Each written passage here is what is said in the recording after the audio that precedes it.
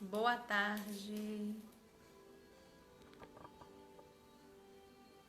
Boa tarde, meus queridos.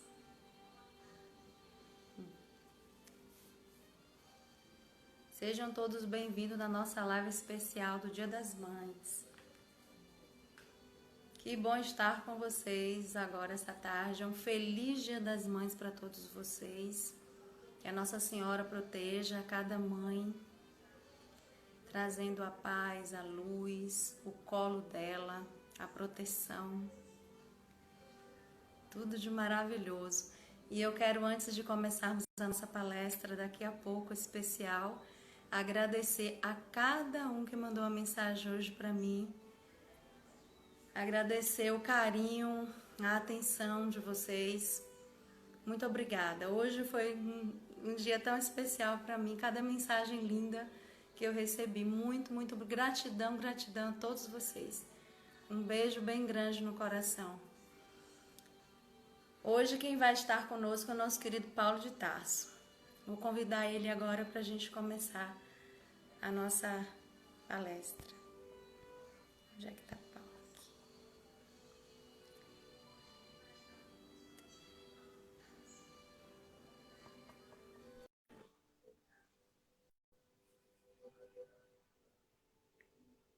Obrigada.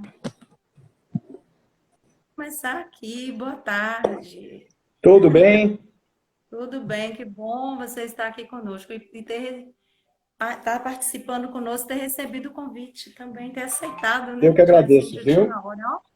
Muito Eu agradeço. obrigada. Da Saudade. paz.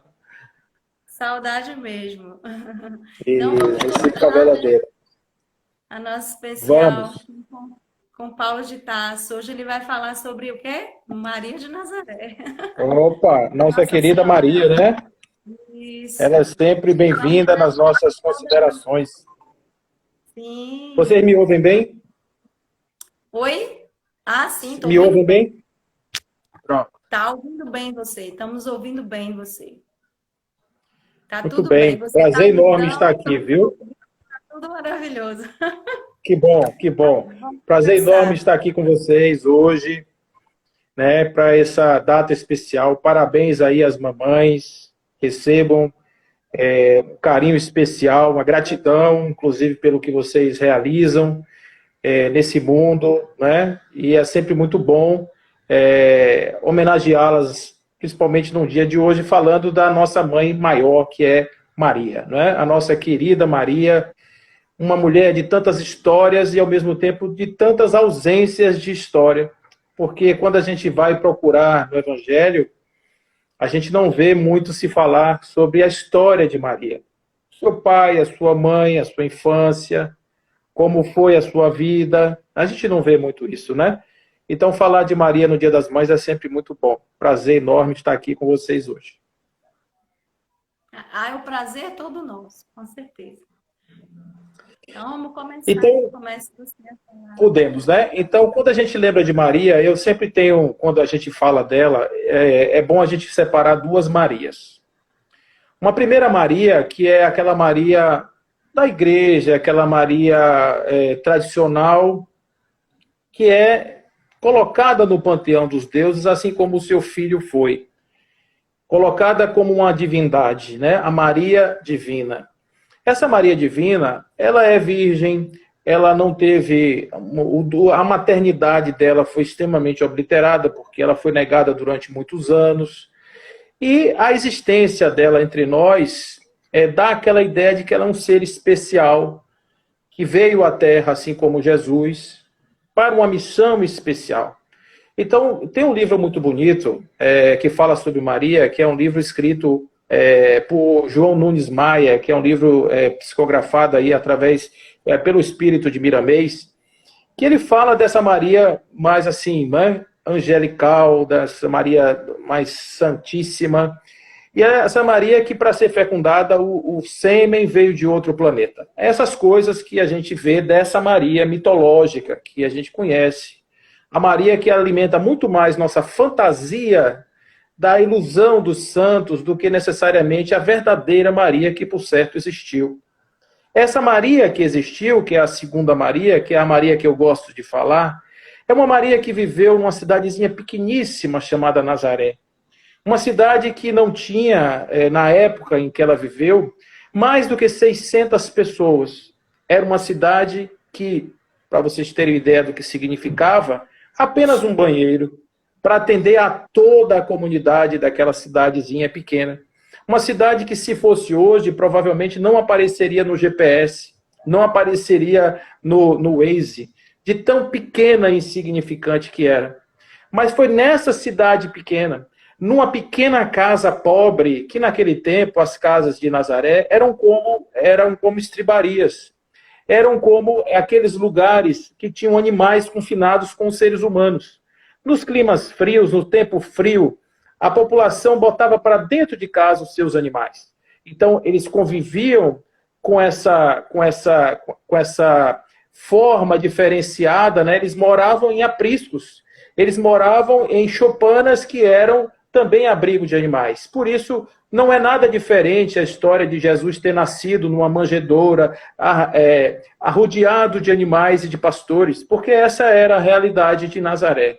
Muitas pessoas dizem que Jesus nasceu em Belém, mas a oficial história desse homem, do homem de carne e osso, do Jesus real, mostra que ele nasceu em Nazaré. Ele era nazareno, ele nasceu em Nazaré, nessa pequena cidade, dentro de uma casa pobre. O seu pai, provavelmente um velho, ele já era com mais idade do que Maria, o senhor José, ele era carpinteiro. Ao que dizem, ele era uma espécie de mestre de obras, ele era um técton, aquele que faz tudo. Não é? E tinha uma oficina, provavelmente próxima, contigo à sua casa, onde os seus filhos trabalhavam.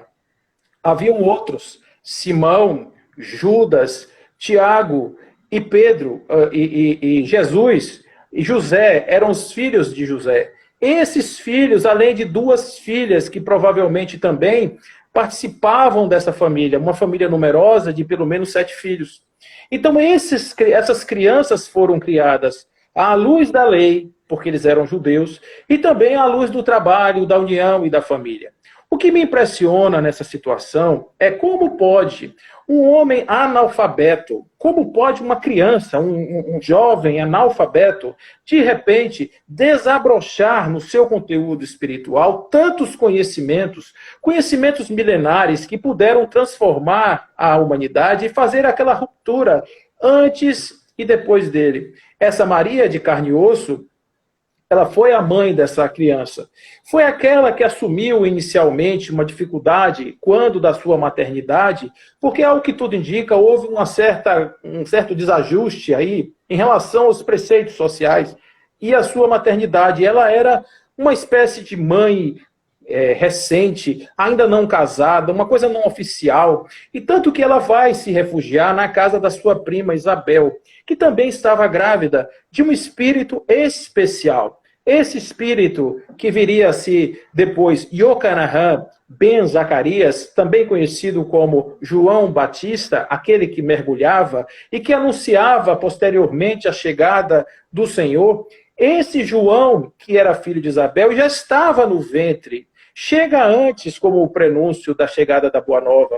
Então, Jesus, ao encontro de João, tem aquele primeiro impacto, os dois ali ainda se elaborando enquanto carne dentro das barrigas das suas respectivas mães.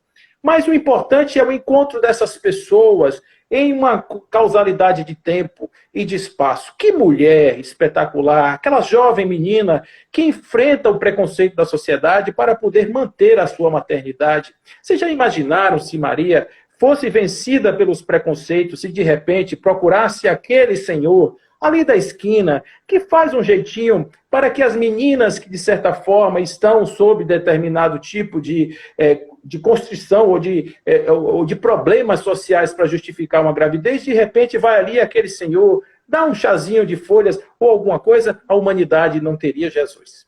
Né? Então, ela segurou essa criança, ela segurou todo tipo de imposição social, e ela foi tamanha a grandeza dela, que o próprio José, que era aquele que deveria ter, né, num ato de dignidade, talvez, abandonado aquela mulher, ele volta e reconhece a grandeza dela, a dignidade, e a assume como mãe dos seus filhos.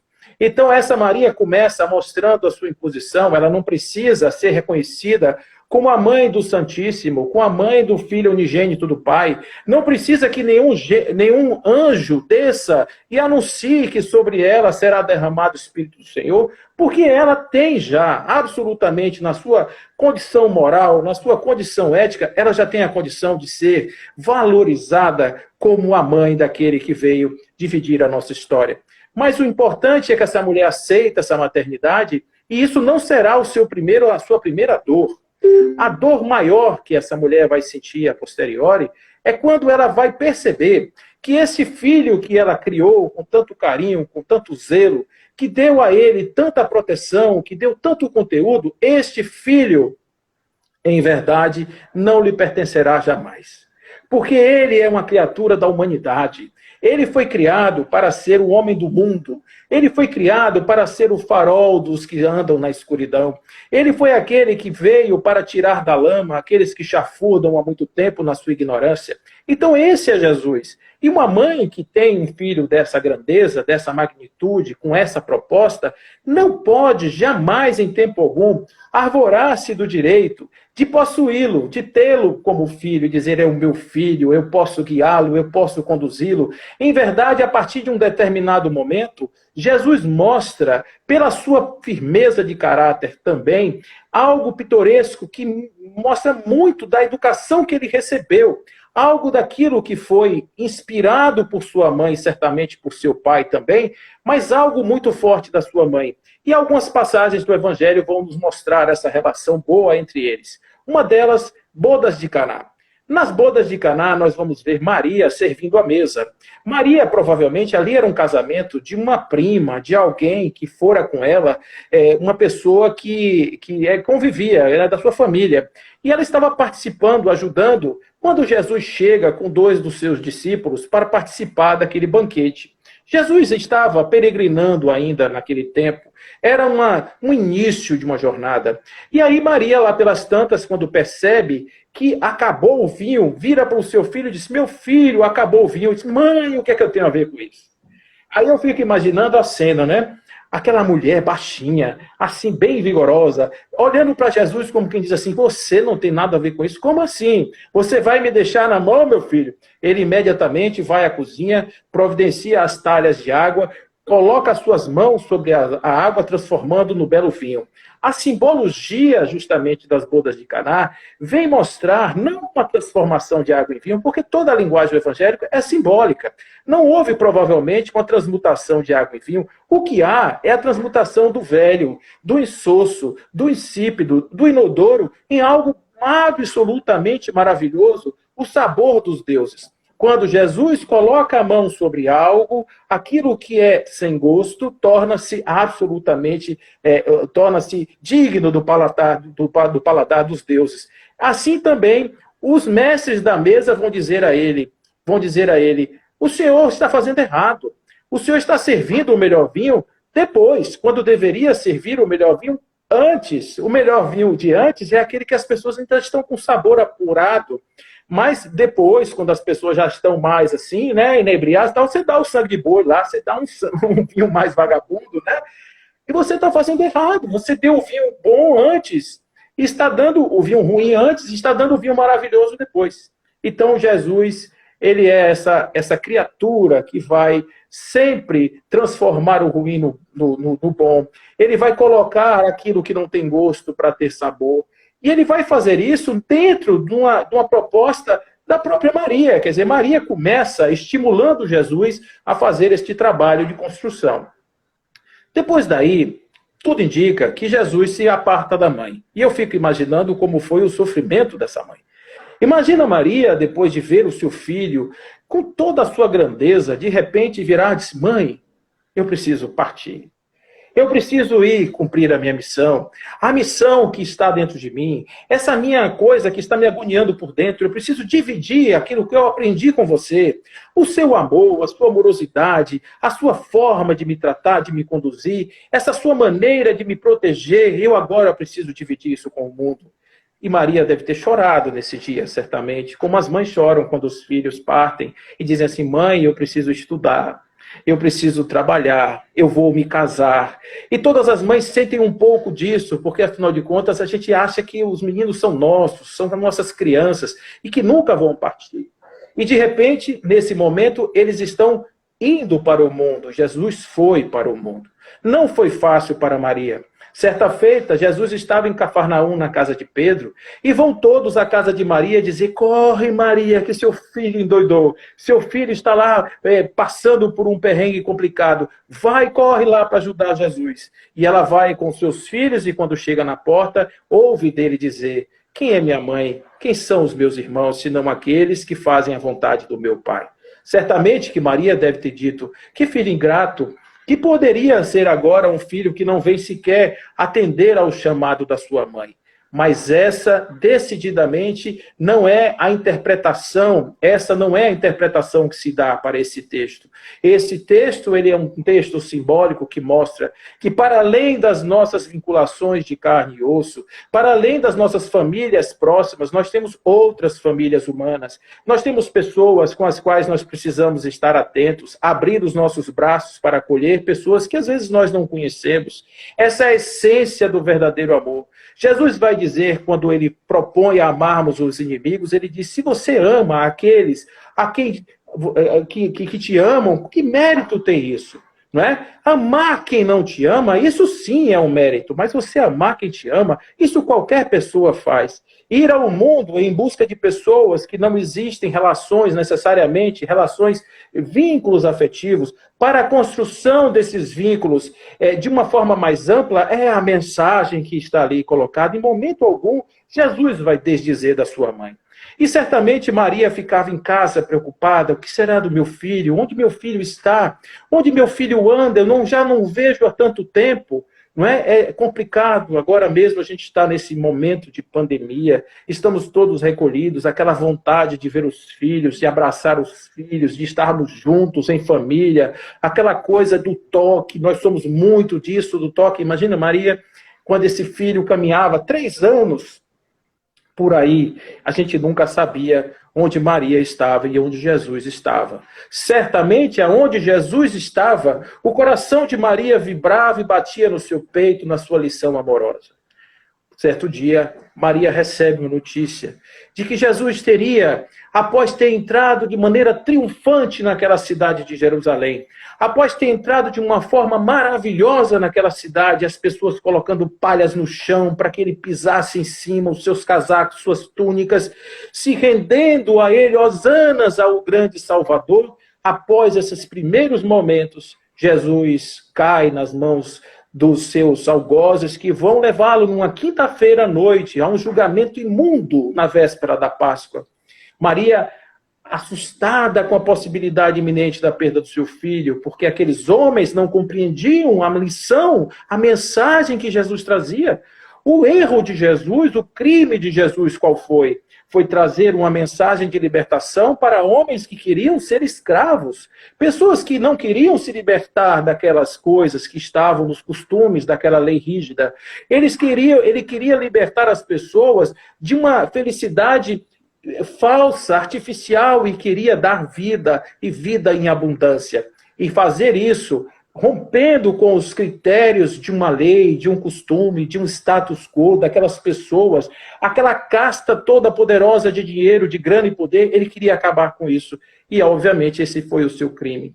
E quando aqueles homens do Sinédrio, que não conseguiam acompanhar o seu raciocínio, que eles eram da lei rígida, que não comia no sábado, não trabalhava no sábado, não fazia nada que não fosse a rígida lei, ele dizia: hipócritas, as bocas estão cheias de mal pensar.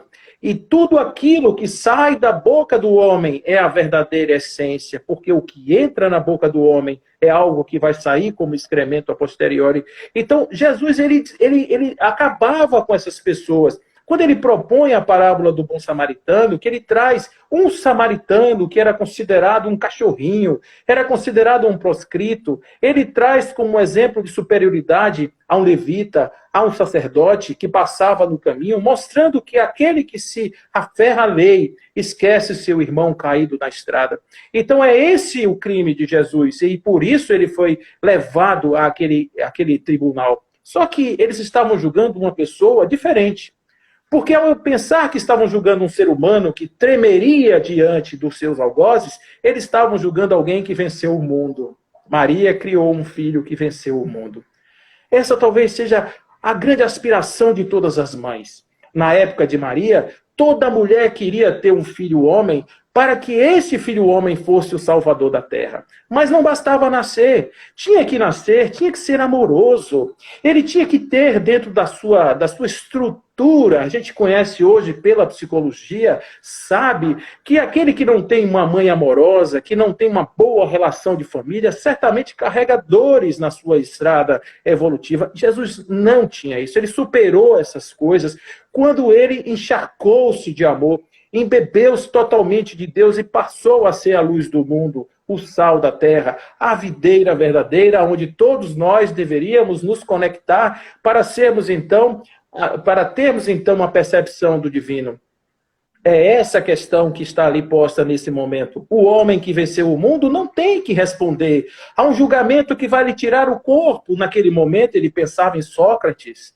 Vocês matarão Sócrates, mas o corpo de Sócrates vai morrer, mas Sócrates permanecerá vivo. Vocês matarão o corpo de Jesus, mas este, Yeshua ben Yosef, continuará vivo na lembrança, no coração e na história de todos nós. E é assim que nós vamos ver Jesus subindo aquele patíbulo, subindo aquela cruz, e aquela mulher que chorava vendo o seu filho carregar aquela cruz, sangrando completamente, cheio de sangue, com uma coroa de espinhos na sua cabeça, e ele andava por aquela estrada, e aquela mãe, coitada, vendo aquilo passo a passo, o sofrimento do seu filho, que coisa horrorosa. Até que, de repente, alguns homens se aproximam e ela, quando olha para um lado e para o outro, onde estão os amigos de Jesus? Ninguém, apenas um João e apenas uma Maria. A outra Maria, a Maria completamente esquecida, totalmente mal interpretada, a Maria de todas as virtudes, que superou suas dificuldades para entregar-se a Jesus. Todos esses eram que estavam ali de junto deles. Muitos que foram curados certamente estavam ali agora os xingando, como os seus discípulos que tinham medo de se está acontecendo isso com Jesus, o que vai acontecer com todos nós? E eles fugiam, eles corriam, eles se escondiam. Só não João, que era o pequenino, que estava ali na frente da guerra, na labuta, e para ele, o jovem intrépido, isso não tem problema. Subiram ao Gólgota, e lá em cima uma cruz de um pau podre, de uma coisa assim, covarde, o pendurou. Pendurou a esperança da humanidade com pregos nas mãos e nos pés. E não bastando isso, os soldados longinos vêm com sua lança e, para abreviar a morte do cordeiro, fura-lhe a barriga, tirando sangue e água, conforme assim narram as Escrituras. E é desse momento que a mãe sofre muito mais, porque ali, ao fechar os olhos de Yeshua, não havia mais nenhuma possibilidade dela contemplar o seu sorriso, de ouvir a sua voz, de tocar na sua pele, de abraçar os seus braços. A mãe sentindo ali totalmente a perda do seu filho, uma dor, um vazio no seu coração. Maria, naquele momento, talvez tenha feito aquela pergunta para Deus: se era para me tirar, por que me deu? Se era para me entregar um filho, para vê-lo morrer desse jeito, era preferível talvez que eu não o tivesse conhecido. E dessa maneira Jesus vai peregrinar agora no plano espiritual. E Maria na terra, reconstruindo os cacos da sua existência, da sua emoção ferida, ela vai caminhar com João até o promontório de Éfeso, aonde vão erguer a igreja da Santíssima. Maria agora falava do seu filho com orgulho. O seu irmão Tiago, junto de Pedro, conduzia à casa do caminho. E era Maria quem se lembrava do seu filho. E certamente Maria falava da sua infância, das coisas que ele fazia, do brilho que ele trazia nos seus olhos, de quantas pessoas ela viu ele ajudando com a sua palavra doce, com a sua palavra inspiradora. E na igreja de Éfeso, no promontório de Éfeso, João e Maria juntos estão ali construindo agora uma nova história para a humanidade. Muitas pessoas iam até a casa de Éfeso, a casinha da Santíssima. E alguns iam buscar conselhos, outros até iam buscar cura. Alguns eram curados. Maria, com o seu magnetismo e certamente já deixando passar a energia do seu filho pelo seu campo mental, permitia que essa criança, que essa energia do divino fosse transmutada àqueles que buscavam ajuda na igrejinha da Santíssima. E ela fez isso muitas vezes. A Maria de Magdala, que estivera com ela certa feita, um determinado momento, ela consegue se encontrar com os leprosos de Dalmanuta e com eles vai até o Vale dos Leprosos, aonde haveria de também recordar-se das mensagens de Jesus e fazer ali um novo ninho de esperança àqueles que estavam totalmente perdidos nas suas respectivas vidas. Deu-lhes um sol, deu-lhes uma lua, deu-lhes uma esperança. Mas o preço a pagar por isso foram marcas na sua pele. A lepra, a hanseníase, já lhe carcomia o corpo e ela precisava, então, cuidar da sua última missão. Agradecer àquela que fora a porta-voz, àquela que fora a porta de entrada de Jesus na terra, pela transformação da sua vida, pela alma que lhe deu, pelo gás que ela recebe, a energia que ela recebe para continuar seguindo o seu caminho. E foi assim que essa Maria querida começa a caminhar pela estrada em direção a Éfeso para dar o último abraço àquela sua querida mãe. Mas quando ela vai chegando na entrada da cidade, as suas forças estão completamente combalidas. E com os passos seguintes ela consegue chegar à casa da Santíssima, ainda ao ponto de ser abraçada pela sua mãe.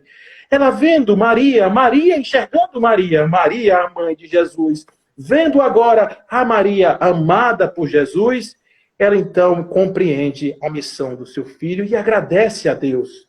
Mesmo as suas dores, as dores que ela teve com Simeão e Ana, quando disseram que uma seta lhe transpassaria o peito, para desgosto de muitos, quando falou isso ele ainda pequeno, que ela teve o seu coração batendo ainda mais forte de ansiedade, o que se reserva para esse meu filho, agora ela compreende a lição e a missão de Jesus. Ela compreende exatamente por que ela precisou passar pela dor da perda do seu filho, porque ela viu uma pessoa transformada. Maria, que estava ali, era uma Maria a ser santificada. Tamanha a demonstração de amorosidade, de paz que ela trazia para ela e para todos. E assim sendo, Maria enche o seu coração de esperança e cada vez mais a Igreja da Santíssima se iluminava com aquele amor espetacular.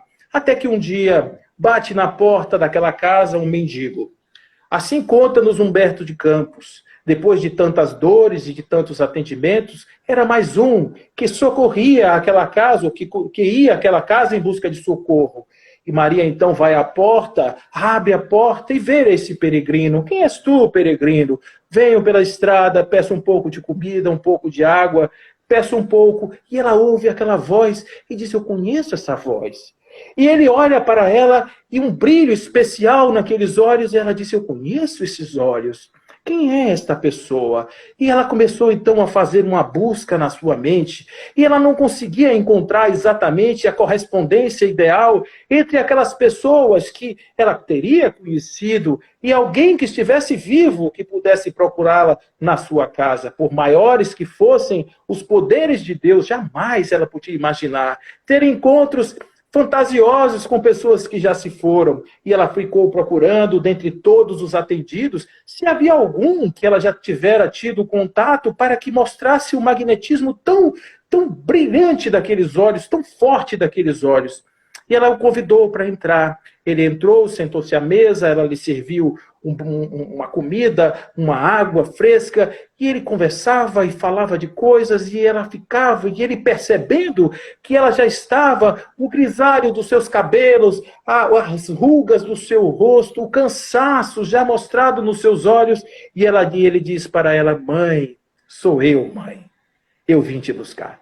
O meu pai mandou-me aqui como mensageiro mais uma vez para dizer que a sua missão aqui na Terra já acabou. E agora você segue comigo. Ela toma um susto, ao mesmo tempo, ela diz assim, meu Deus, será chegada a hora da minha morte? Mas ao mesmo momento, vendo o seu filho lhe convidando para essa viagem, faz como aquele barqueiro que entra num lago cheio de névoa e cheio de perigos, E ele vira para o viajante e diz: não se preocupe, que comigo você não corre nenhum perigo. O filho então estende os braços para a mãe e diz: mãe, comigo você pode vir absolutamente segura. A mãe, que já estava um tanto quanto velhinha, já bem fraquinha, ela vai se deitar na cama e durante alguns dias ela silencia apenas para que aqueles que buscavam a casa da Maria fossem se despedir, olhar naqueles olhos, tocar naquela mão por uma última vez.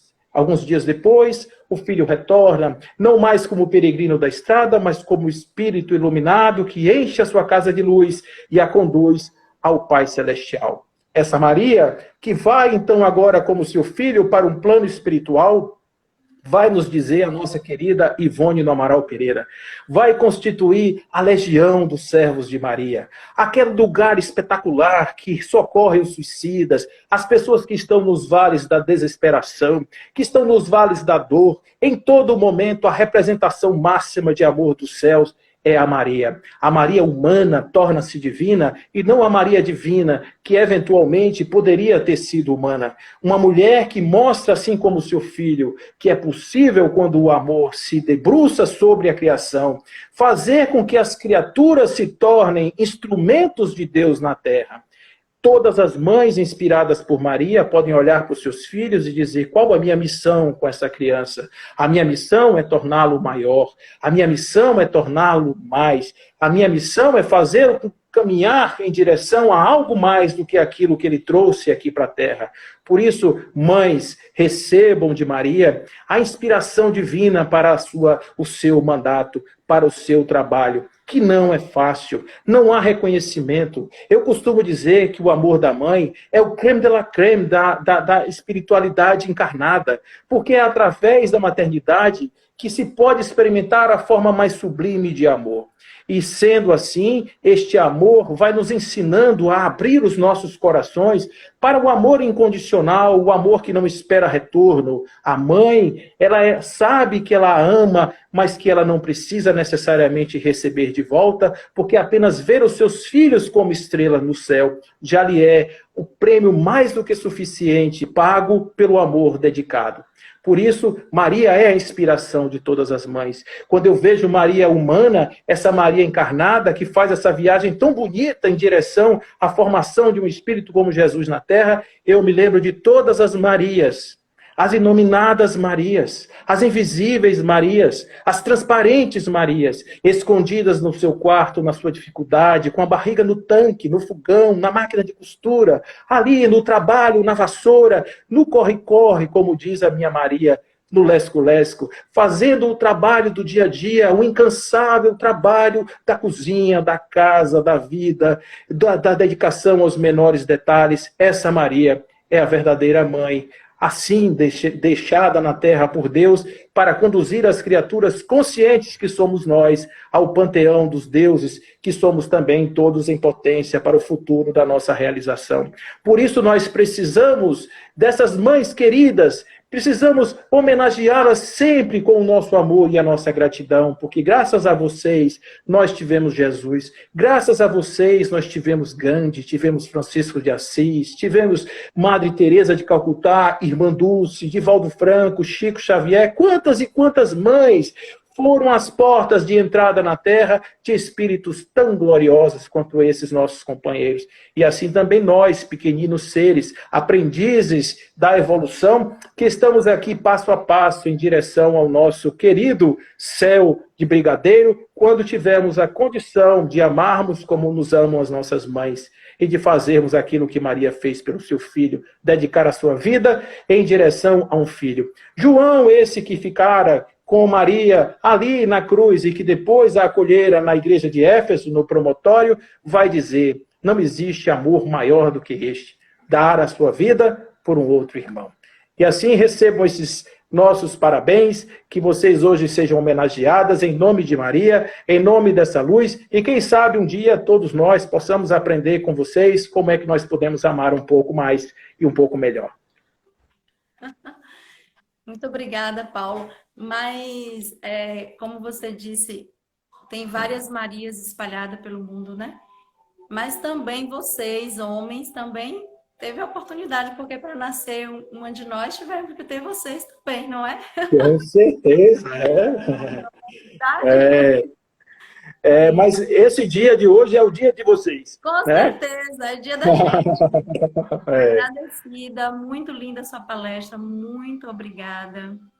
Que Deus te abençoe, te dê paz, ilumine cada vez mais a você, a sua palestra, como você conduz com tanto carinho, com tanto amor. Muito obrigada, viu? eu que agradeço, viu?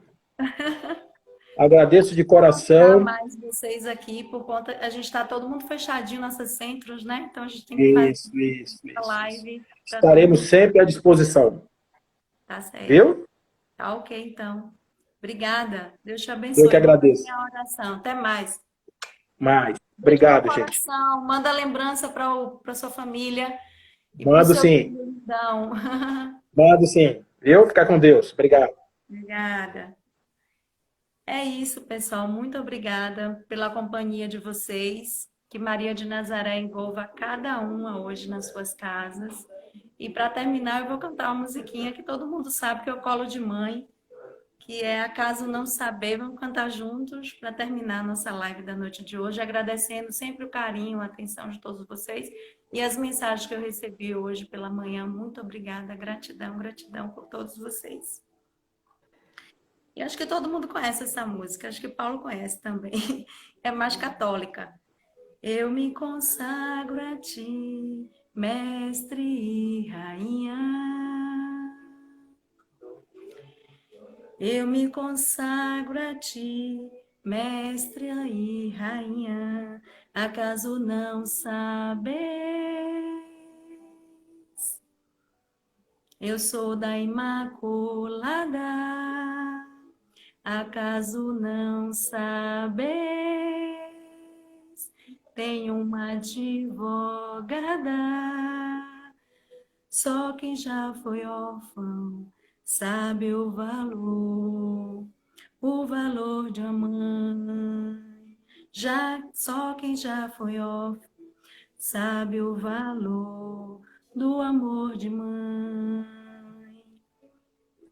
Só quem já foi órfão sabe o valor do amor de mãe.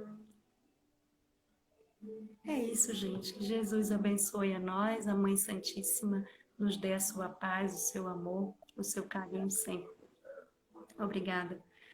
E possamos fazer sempre a diferença na vida das pessoas, da nossa família, dos nossos amigos, de quem quer que passe por nosso caminho. Façamos sempre a diferença do bem, do amor, da paz, do carinho, sempre. E a palavra sempre de quem? Do Mestre Jesus, sempre na frente. Obrigada. Uma boa noite para vocês. Deus ilumine a todos e o coração grandioso que é essa terra-mãe maravilhosa. Beijo no coração de cada um. Obrigada, Paulo de Tarso, pelo seu carinho sempre. Beijão. Tchau, tchau.